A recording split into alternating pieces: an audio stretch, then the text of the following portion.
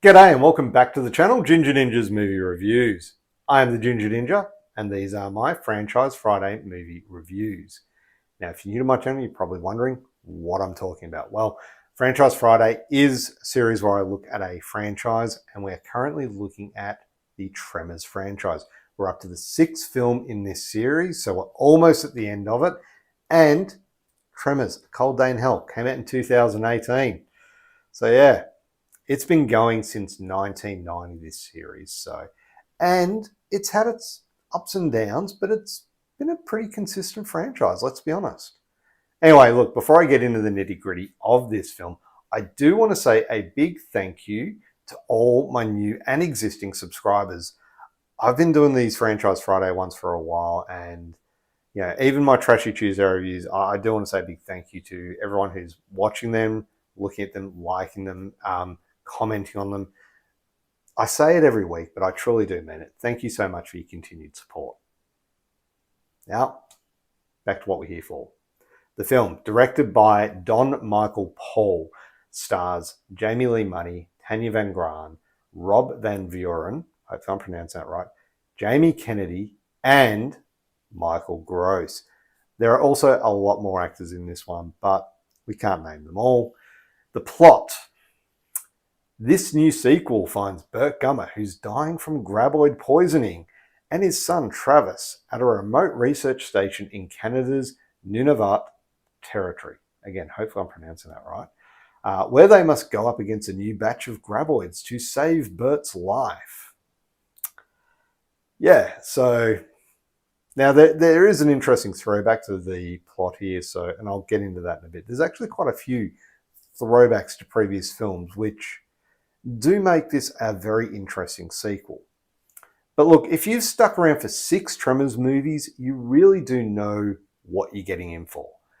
Over-the-top monster mayhem, cheesy humour, and Michael Gross doing what he does best, being Burtgummer, the most paranoid survivalist in cinema history.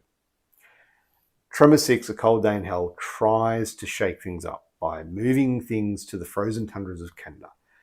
And look, while the premise is fresh in theory, taking the creatures to a colder climate as opposed to a desert setting, the execution is a rather mixed bag. Let's dig into Tremors, A Cold Day in Hell.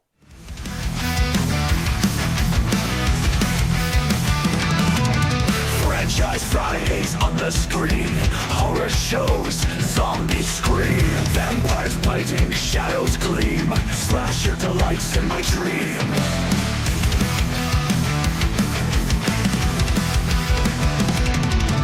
Shark master swims in fear, ghouls and ghosts, they appear. Sci-fi flicks, end is near, join the horror, shed a tear.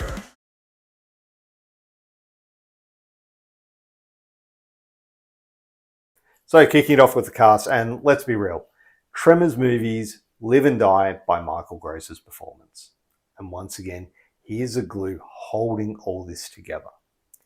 Now, despite the franchise's increasing silliness, his portrayal of the grizzled survivalist Burtgummer is entertaining, and he brings a level of commitment that elevates the film beyond its budgetary limitations.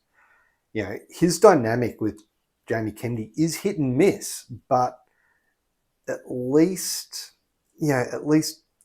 he's less annoying in this one, is what I'm trying to say. Like in Tremors 5, I hated this guy. Did not like him. In this one, he's still not likable, but he's slightly more likable than the previous film. His attempts at humor, they just fall flat, and his character lacks any charm and no wit at all to carry the film alongside Bert.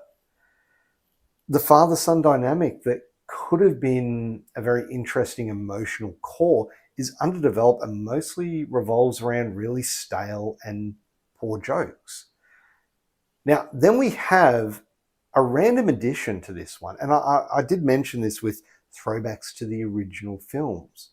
Valerie McGee, the daughter of Val McGee and Rhonda LeBeck, Kevin Bacon and Finn Carter from the first film.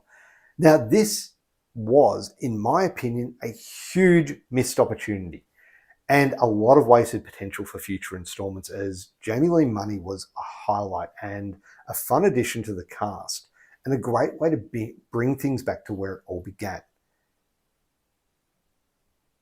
But nothing went with it.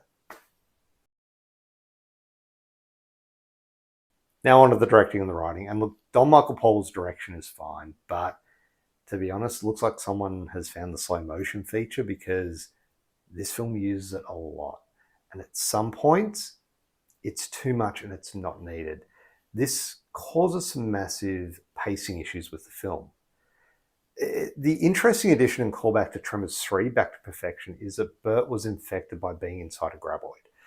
And as it turns out, this exposure to graboid toxins has given him a slow-acting form of parasitic poisoning, and the only cure?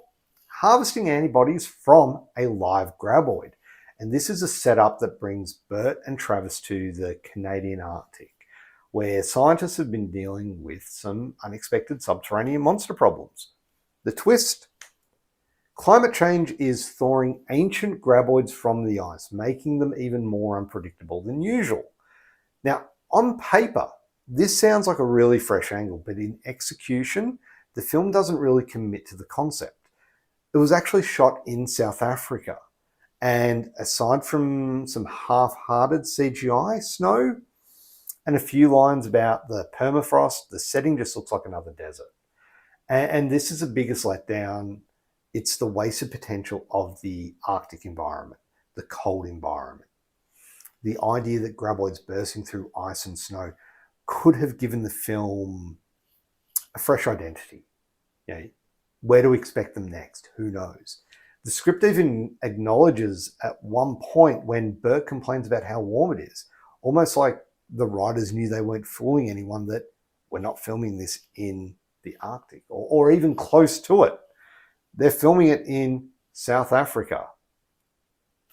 Now, I get it. It's a cost money thing, but still, if you go into this and you're hoping for something along the lines of the Thing style icy horror vibe, just lower your expectations, because you're not going to get it. Then there's the humor. The Tremors films have always had a bit of a goofy streak, but this one leans too hard on the same tide and retells some of the same jokes.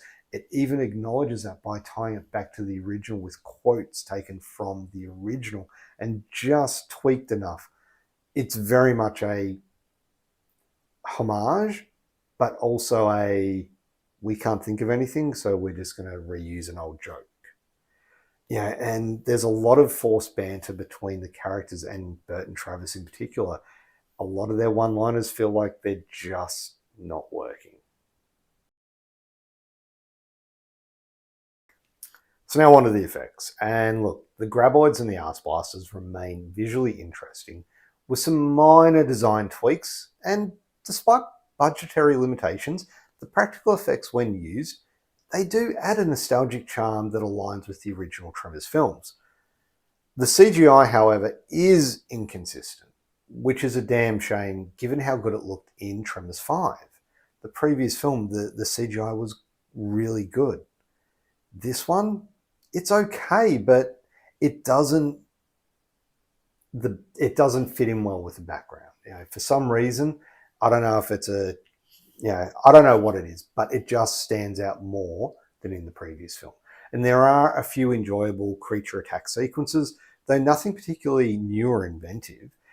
And again, the biggest letdown and the biggest missed opportunity is the location. A snow-based creature feature would have been amazing. So now on to rewatchability. And look, this is a first-time watch for me. And while it is an enjoyable but very flawed entry in the franchise, it's got Michael Gross delivering another fun performance as Burtgummer, and the monster action providing some excitement.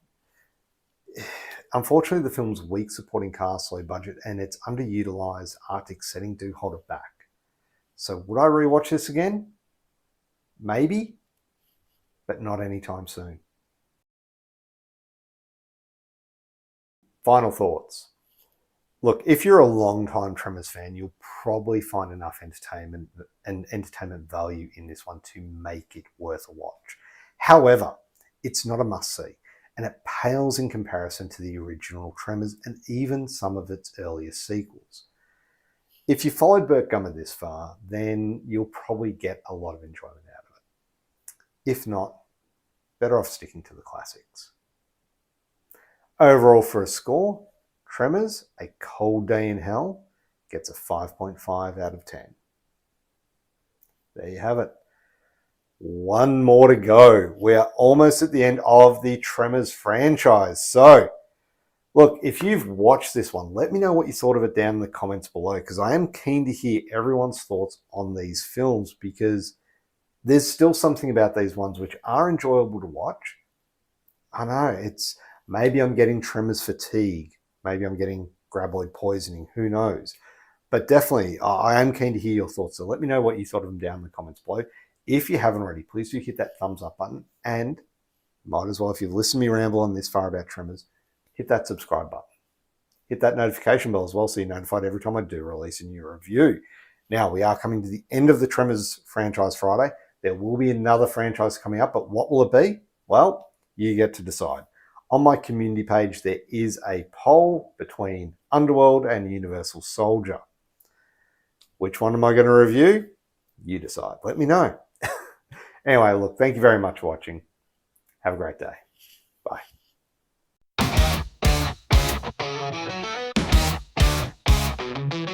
Ginger Ninja on the prowl. Franchise Fridays is going wild. Oh yeah. Zombies, vampires, ready to hunt. Movie nights never mild. Ghosts, ghouls, slashes in the dark, nightmares running free.